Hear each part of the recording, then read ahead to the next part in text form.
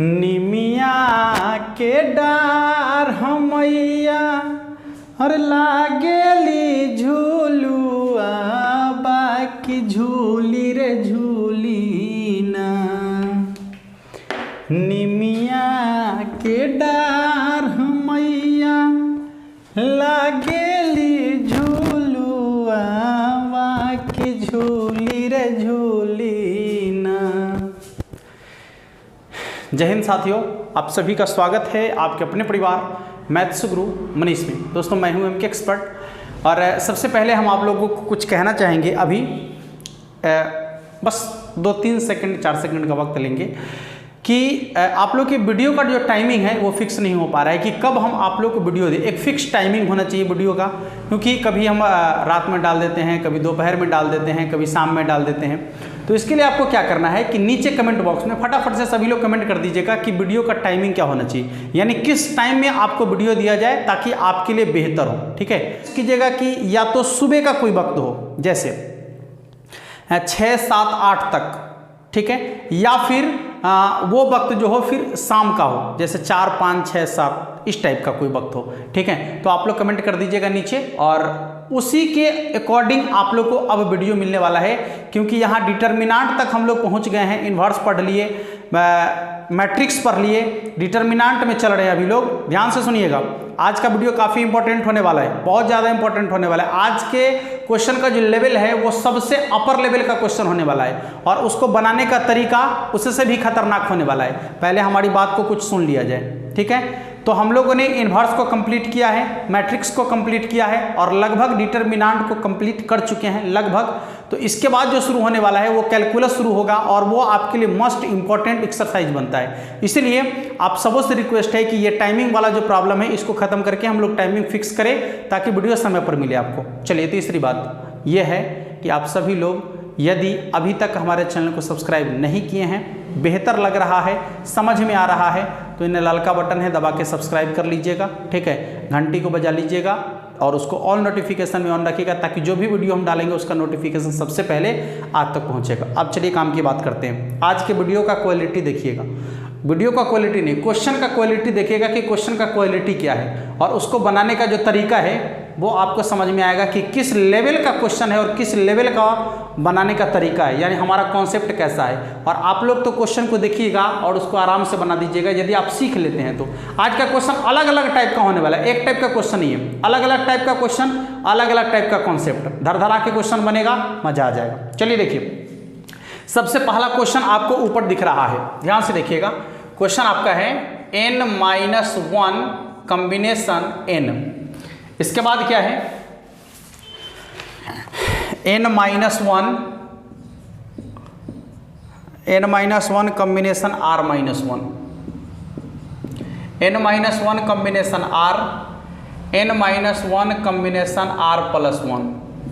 ठीक है, इसके बाद n-1 combination r-1, n-1 combination r+1 और फिर n-1 कॉम्बिनेशन r+2।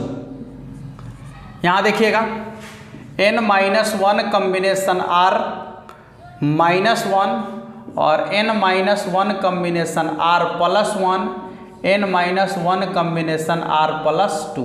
पूछ रहा है कि दिए गए डिटर्मिनांट का मान कितना के बराबर होगा, पूछ रहा है कि दिए गए डिटर्मिनांट का मान कितना के बराबर होगा। सुन लीजिए, ध्यान से पहले देख लीजिए। यहाँ पर आपको बता दिए हैं कि यदि किसी डिटर्मिनांट के कोई 2 पंक्ति या कोई 2 स्तंभ का मान बराबर हो जाए तो दिए गए डिटर्मिनांट का मान 0 के बराबर होता है। सुनिए, सवाल देखने में काफी बड़ा है, देखने में आपको लंबा सवाल लग रहा है, आपके माइंड को उलझन में डाल रहा होगा, लेकिन यदि सतर्कता से सवाल को देखिएगा तो सतर्कता से देखते ही सवाल का आंसर आप लिखिएगा। ये सब सवाल बनाने वाला है ही नहीं, ये सब सवाल सीधे आंसर लिखने वाला है। ठीक है, इस पर भी आप धोखा से भी आप इसको बनाने के बारे में नहीं सोचिएगा, अन्यथा गलती कर बैठिएगा। और आपसे तो पहले आप देख के बताइए ना कि कैसे बनाइएगा इसको। कुछ दिमाग में आ रहा है, कोई आइडिया आएगा, कुछ आइडिया नहीं आएगा। आइडिया आएगा क्या, तो हमारा कॉन्सेप्ट, डायरेक्ट इसका आंसर लिखना है और कुछ नहीं करना है। पहले आप क्वेश्चन को पढ़िए और प्रेजेंट ऑफ माइंड का प्रयोग कीजिए। यहां देखिए n-1 combination r-1, n-1 combination r, n-1 combination r+1। चलिए ये ठीक है। इधर आइए, n-1 combination r-1, n-1 combination r+1 और n-1 कॉम्बिनेशन r+2। अब इसको पढ़िएगा, n-1 combination r-1, n-1 combination r+1 और n-1 कॉम्बिनेशन r+2। अच्छा, आपको कुछ नहीं दिख रहा है यहाँ? तो हमको दिख रहा है कि ये जो R2 है, ये R2 और ये जो R3 है, दोनों के दोनों आपस में बराबर है कि नहीं? आप चेक करके देख लीजिए, जो R2 है वही R3 है, जो R2 का मान है वही R3 का मान है। आप चेक कीजिए यहाँ से, ये इसके बराबर है, ये इसके बराबर है, ये इसके बराबर है। और आपको बता दिए हैं कि जब किसी डिटर्मिनांट के किसी दो पंक्ति या किसी दो स्तंभ के संगत अवयव समान हो जाए तो दिए गए डिटर्मिनांट का मान कितना के बराबर हो जाएगा? 0 के बराबर।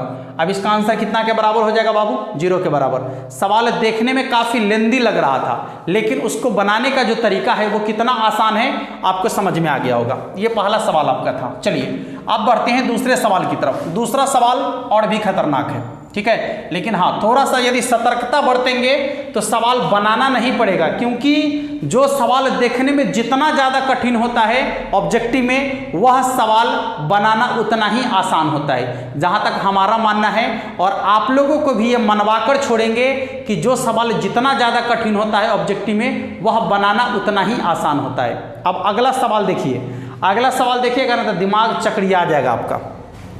खैर कोई बात नहीं है, चकरियाने की जरूरत नहीं है। यहाँ पर सवाल बनाना है 1 + a², यहाँ है x, फिर आपका है 1 + b² x, 1 + c² x, इसके बाद है आपका 1 + a² x, इसके बाद है आपका 1 + b² x, और फिर आपका है 1 + c² x। यहाँ फिर देखिएगा, यहाँ आपका है 1 + a² × x, 1 + b² × x और 1 + c²,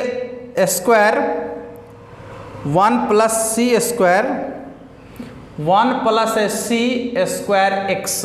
थोड़ा सा यहाँ पर गड़बड़ी है, ऐसा लिखा हुआ है, ऐसा लिखा हुआ है, ऐसा लिखा हुआ है, सॉरी मिस्टेक है, ऐसा लिखा हुआ है, ठीक है।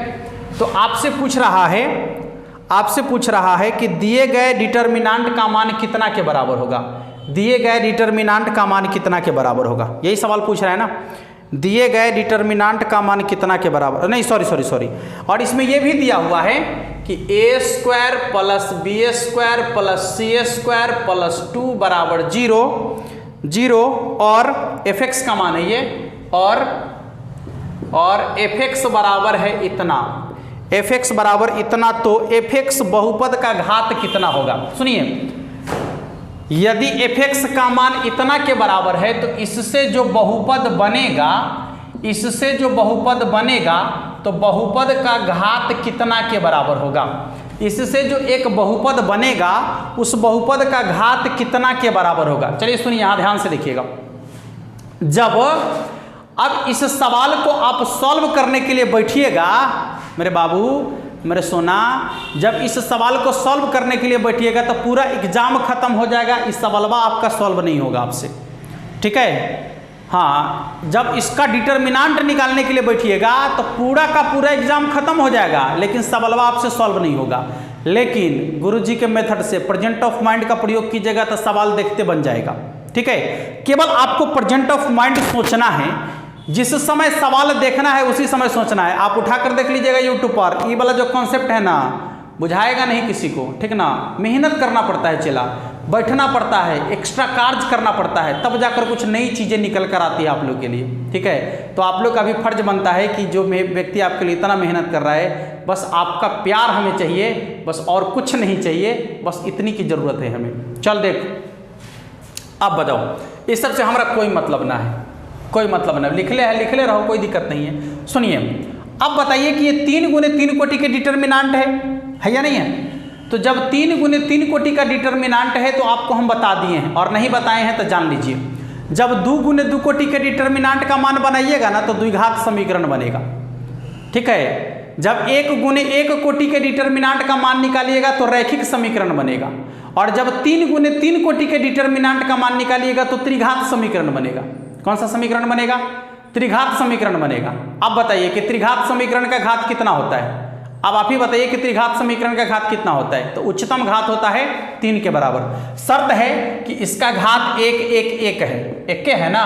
हाँ। और यदि घात 2 2 2 रहता तो 2 दूना 4 दूना 8, घात 8 के बराबर हो जाता। ठीक है, जितना घात रहेगा पावर 3 कर दीजिएगा तो पता चल जाएगा कि इसका घात कितना होने वाला है। यहाँ 1 1 1 घात है ना, तो बस पावर 3 हो जाएगा। यदि 2 2 2 घात रहता तो 2 के पावर 3 यानी 8 हो जाता।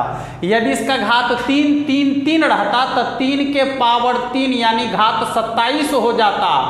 समझ में आ रहा है बाबू?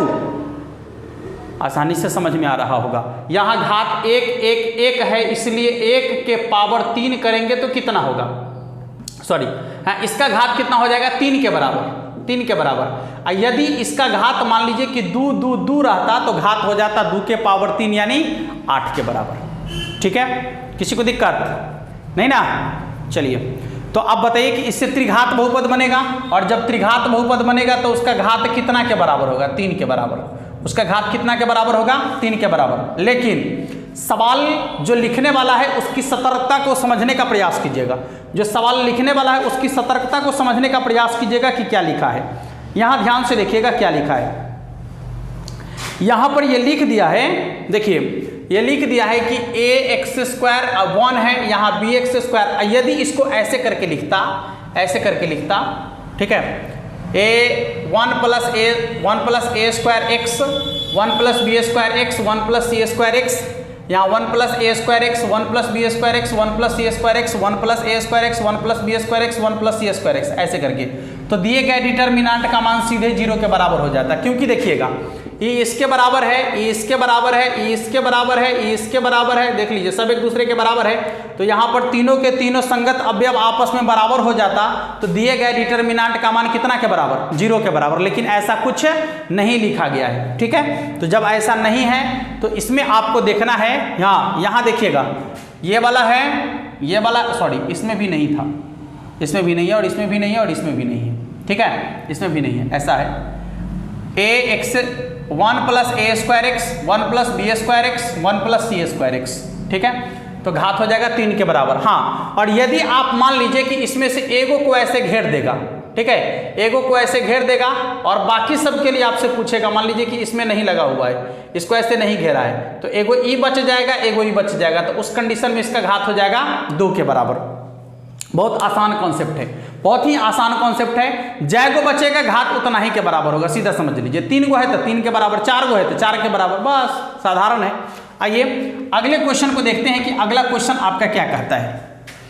अगला क्वेश्चन आपका क्या कहता है, देखिएगा। अगला क्वेश्चन ऊपर दिख रहा होगा, क्वेश्चन सबके सब आपको ऊपर दिख रहा है, बस आपको ऊपर से ध्यान देना है और क्वेश्चन को बनाने का प्रयास करना है। देखिएगा क्वेश्चन आपका है n फैक्टोरियल n + 1 है ना, n + 1 फैक्टोरियल, इसके बाद क्या है तो n + 2 फैक्टोरियल, n + 2 फैक्टोरियल, इसके बाद है आपका n + 1 फैक्टोरियल। देखिएगा n + 1, यहाँ है n + 2 फैक्टोरियल, n + 3 फैक्टोरियल। ठीक है, यहाँ कितना है n + 2 फैक्टोरियल, n + 3 फैक्टोरियल और n + 4 फैक्टोरियल। ठीक है, n + 4 फैक्टोरियल। अब पूछ रहा है कि इसका मान कितना के बराबर होगा, दिए गए डिटर्मिनेंट का मान कितना के बराबर होगा। सुनिए, आपको बताए हैं x के जगह 1 रखकर बनाने वाला कॉन्सेप्ट कल बताए थे, बस उसी कॉन्सेप्ट पर इसको भी बना देना है। आपको क्या रखना है, n = 1 रख लेना है सिर्फ, तो कितना हो जाएगा 1 फैक्टोरियल, 1 का 1 2 फैक्टोरियल, 2 का 1 3 फैक्टोरियल, 1 का 1 2 फैक्टोरियल, 2 का 1 3 फैक्टोरियल, 3 का 1 4 फैक्टोरियल, इसके बाद 2 का 1 3 फैक्टोरियल, 3 का 1 4 फैक्टोरियल, 4 का 1 5 फैक्टोरियल। सवाल का लेवल थोड़ा सा ज़्यादा बड़ा है, लेकिन आपके बोर्ड एग्जाम में पूछने वाला सवाल है, समझ लीजिएगा। बउआ वाला सवाल पढ़ा रहे थे तो आप लोग को लग रहा था कि वो ये लुल्लू लुल्लू वाला सवाल है। बहुत बच्चा कमेंट कर रहा था कि सर जी के खाली इतने आता है, बस ई वाला ना आता है, ई वाला क्वेश्चन डालेगा ना तो आंख के आगे अंधेरा छा जाएगा। लेकिन छाने देंगे, हम अंधेरा छाने देंगे नहीं, छाने देंगे, अंधेरा को दूर भगाएंगे और सवाल पर अटैक करना सिखाएंगे। चीता की तरह अटैक करना है सवाल पर, एकदम शिकार को पकड़ लेना है। चल देख, इसका डिटर्मिनेंट का मान निकालना सिखा दिए, बस दूगो को फिर से लिख देना है। 1 factorial 2 factorial 3 factorial 2 factorial 3 factorial 4 factorial हो गया। अब बोले हैं ऊपर से 3 गो 3 गो 3 गो, ठीक है। तो कितना हो जाएगा देखिएगा, एकदम ध्यान से देखिएगा, समझ में आ जाएगा। या फिर आप इसको ऐसे नहीं बनाकर यदि ऐसे बनाते हैं तो आपको ज़्यादा समझ में आएगा। ध्यान से देखिएगा, ऐसे बनाइए, ऐसे विस्तार कर लीजिए आप, वो ज़्यादा समझ में आएगा, एकदम डायरेक्ट आंसर पर पहुंच जाएंगे। देखिएगा, 1 फैक्टोरियल को बाहर रखेंगे, रॉ और कॉलम छूट जाएगा तो कितना हो जाएगा, 5 × 3 = 15 फैक्टोरियल नहीं, और इधर हो जाएगा 4 × 4 = 16 फैक्टोरियल। इसके बाद क्या आ जाएगा, सॉरी उतना नहीं करना है, रुकी, यो करने की जरूरत ना है।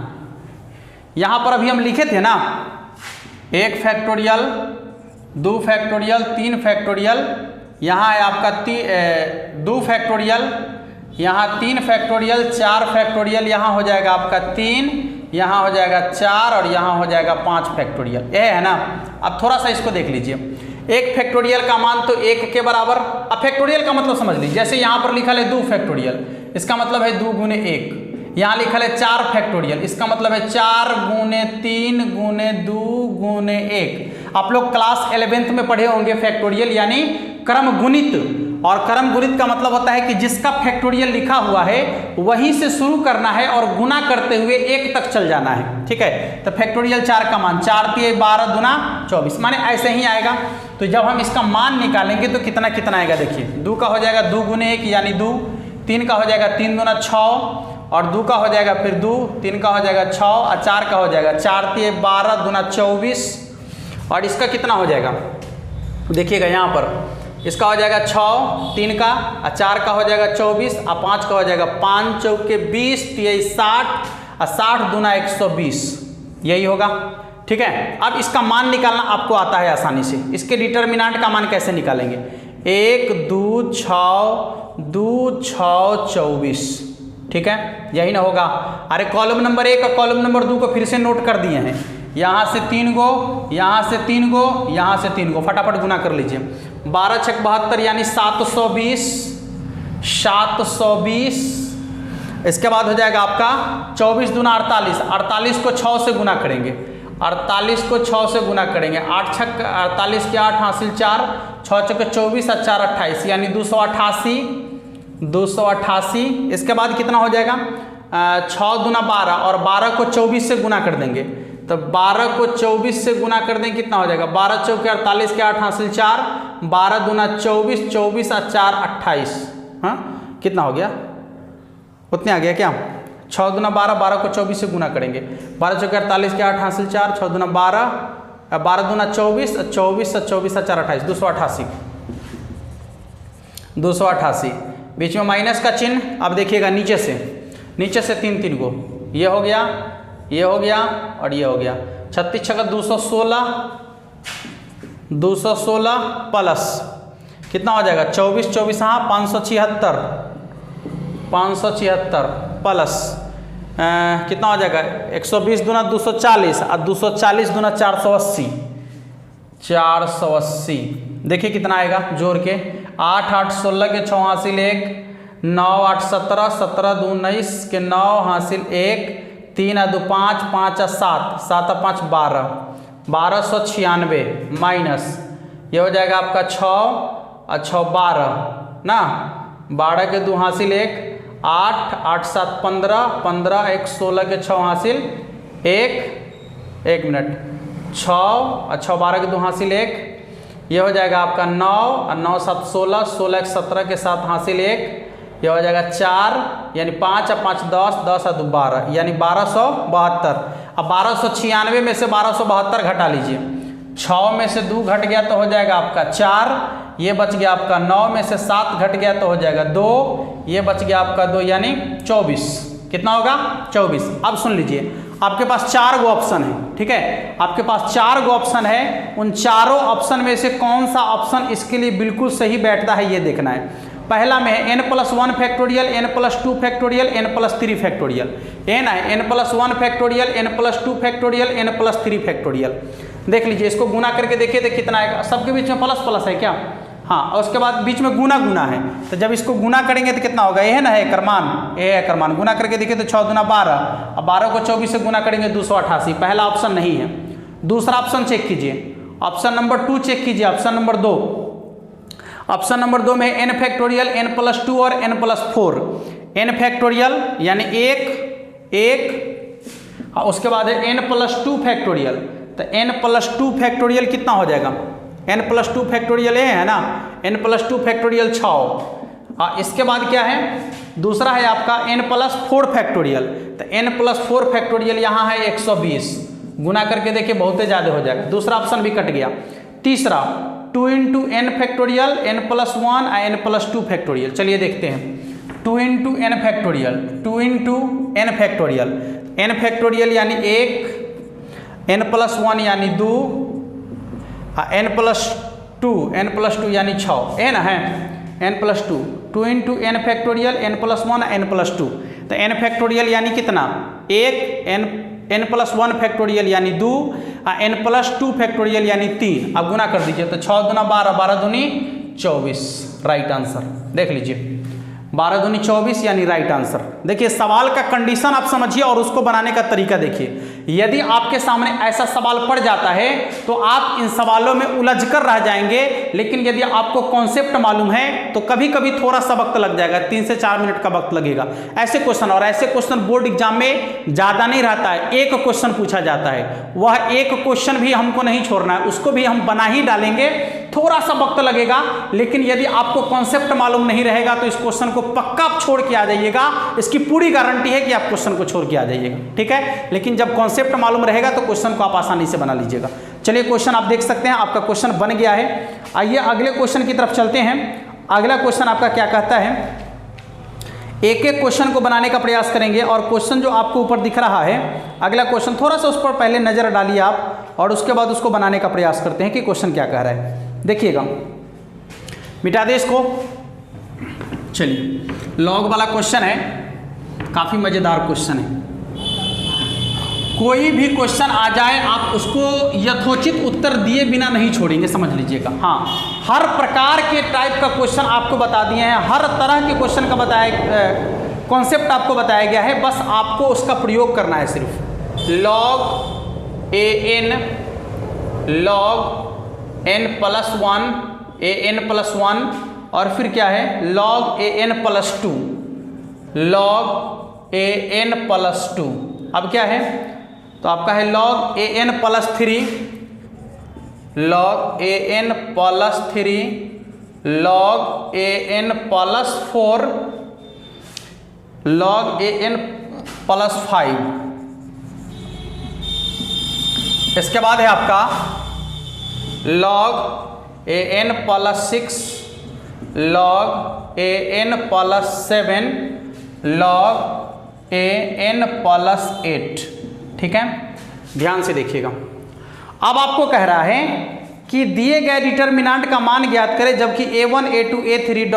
an जीपी में है। क्या है? जीपी में। सुनिए, तो जब भी एपी जीपी वाला कॉन्सेप्ट आएगा, देखिए यहाँ पर एक ज्यादा एक ज्यादा एक ज्यादा एक ज्यादा एक ज्यादा एक ज्यादा, एपीजीपी वाला कॉन्सेप्ट है 0 के बराबर। एपीजीपी वाला कॉन्सेप्ट है तो क्या होगा? 0 के बराबर। जब भी एपीजीपी वाला कॉन्सेप्ट आएगा तो 0 के बराबर, एपीजीपी वाला कॉन्सेप्ट आएगा तो 0 के बराबर। चलिए, आंसर बन गया। अगले सवाल की तरफ चलते हैं। देखिएगा अगला सवाल आपका क्या कहता है, आइए ध्यान से देखते हैं। सवाल ये भी एपीजीपी वाला ही है। सवाल आपका है कि log L, log M, log N, और फिर क्या है P Q R 1 1 1। कहता क्या है, सुनिए, कहता है कि यदि यदि किसी गुणोत्तर श्रेणी में पीवे क्यूबे और आरवे पद एल एम एन धनात्मक हो तो, वही है गुणोत्तर श्रेणी की बात कर रहा है और उसका पीमा पद एल है, क्यूमा पद एम है और आरमा पद एन है। ठीक है, तो यहाँ पर आपको कह रहा है कि इसके डिटर्मिनांट का मान कितना के बराबर होगा, बता दीजिए। डिटर्मिनांट का मान 0 के बराबर होगा। कितना के बराबर होगा? 0 के बराबर। ठीक है, डिटर्मिनांट का मान कितना के बराबर होगा? 0 के बराबर। ठीक है, समझ में आ गया होगा सभी लोगों को? कोई दिक्कत? चलिए जल्दी से नोट कर लीजिए, किसी को भी कोई दिक्कत नहीं होना चाहिए, फटाफट से नोट कर लीजिए सभी लोग। एक क्वेश्चन और है, इसमें थोड़ा सा मज़ेदार क्वेश्चन है, देखते हैं। क्वेश्चन आपको ऊपर दिख रहा होगा। एक क्वेश्चन हम लोग देखेंगे और ये क्वेश्चन आपके लिए काफ़ी मज़ेदार है और ये क्वेश्चन पूछा ही जाता है बोर्ड एग्जाम में। चलिए ध्यान से देखिएगा। क्वेश्चन को पहले यहाँ लिखते हैं। लिखा है कि डेल बराबर A11, A12, A13, A21, A22, A23, A31, A32 और A33। अब क्या लिखा है? इसके बाद लिखता है और AIJ का सहखंड AIJ हो तो, यहाँ लिखता है कि स्मॉल AIJ का सहखंड कैपिटल AIJ हो तो डिटर्मिनांट का मान कितना के बराबर होगा? डिटर्मिनांट का मान कितना के बराबर होगा, यही ना? स्मॉल AIJ का सहखंड कैपिटल AIJ हो तो डिटर्मिनांट का मान कितना के बराबर होगा? सुन लीजिए, सुनिए। जब भी इस तरीके का सवाल आ जाए कि AIJ का सहखंड कैपिटल AIJ हो तो उसके डिटर्मिनांट का मान निकालने के लिए आपको क्या करना है? जो छोटका वाला वही बड़का वाला, जो छोटका वाला वही बड़का वाला। ठीक है, जो छोटका वाला वही बड़का वाला लेना है। अब यहाँ देखिएगा, यहाँ पर आपका ऑप्शन जो है, जैसे मान लीजिए कि यहाँ लेते हैं A11 तो कैपिटल A11 प्लस, यदि आप लेते हैं A21 तो कैपिटल A21, यानी जो छोटका वाला वही बड़का वाला, जो छोटका वाला वही बड़का वाला, सबके बीच में प्लस का चिन्ह, सबके बीच में प्लस का चिन्ह। जैसे मान लीजिए A31 तो कैपिटल A31। ठीक है, अब यदि इतना कर लेते हैं तो निकल जाएगा डिटर्मिनांट का मान। या मान लीजिए कि लिखे A12 तो कैपिटल A12 प्लस A32 तो कैपिटल A32 प्लस A22 तो कैपिटल A22। समझ में आ रहा है? यानी जो छोटका वाला वही बड़का वाला, छोटका वाला बड़का वाला, छोटका वाला बड़का वाला। अब आप ऑप्शन चेक कर लीजिए तो ऑप्शन नंबर सी में आपको दिख रहा है छोटका वाला बड़का वाला, छोटका वाला बड़का वाला, और सबके बीच में प्लस का चिन्ह दिख रहा है, यानी ऑप्शन नंबर सी इसका आंसर हो जाएगा। ठीक है, ऑप्शन नंबर सी इसका आंसर हो जाएगा। तो आज हम लोगों ने कुछ अलग अलग टाइप का बहुत सारा क्वेश्चन को देखा है। अब एक वीडियो इसका और आएगा जो कल आने वाला है। वो वीडियो कैसा होगा? तो एक ही वीडियो में लगभग सभी क्वेश्चन को हम लोग कवर करने का प्रयास करेंगे, और वैसे क्वेश्चन को कवर करेंगे जो क्वेश्चन 2009 से लेकर 2021 तक के बोर्ड एग्जाम में आपसे पूछा गया है। ठीक है, डिटर्मिनांट के वैसे क्वेश्चन को देखेंगे जो क्वेश्चन 2009 से लेकर 2021 तक के बोर्ड एग्जाम में आपसे पूछे गए हैं। उन सारे क्वेश्चन के कलेक्शन को लेकर कल हमारा वीडियो आने वाला है, और आप लोग को जो बता दिए हैं नीचे कमेंट कर दीजिएगा टाइमिंग, ताकि आप लोग को समय पर वीडियो मिल जाए। मिलेंगे फिर नेक्स्ट वीडियो में, तब तक के लिए जय हिंद।